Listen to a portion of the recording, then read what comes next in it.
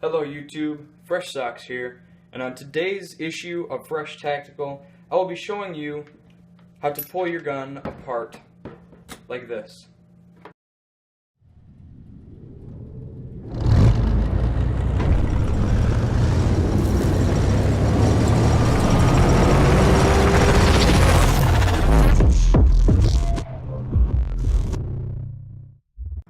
First thing you're going to want to do is take off any attachments that you have on your weapon.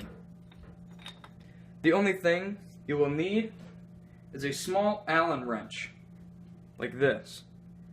You will not be tightening anything with the Allen wrench.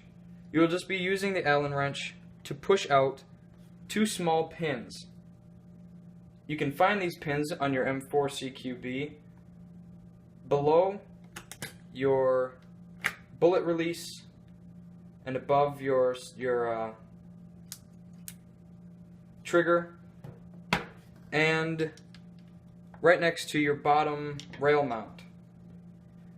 You take your Allen wrench that will fit inside of the hole that these things fit in and lightly push until it starts to pop out on the other side like this. Repeat this on the back side as well. Once you have finished that, flip your gun over, and you can simply pull out these two pins.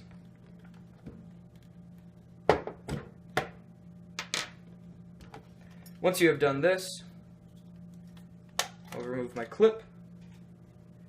Once you have done this, you can easily pull forward and hold onto your back part of your gun and pull the gun apart.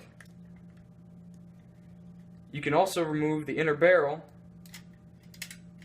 by pulling on this and pulling out. This is also your hop up right here, which adjusts the distance your bullet will fly. To put it all back together, find where your hole is on your gun, put it back in,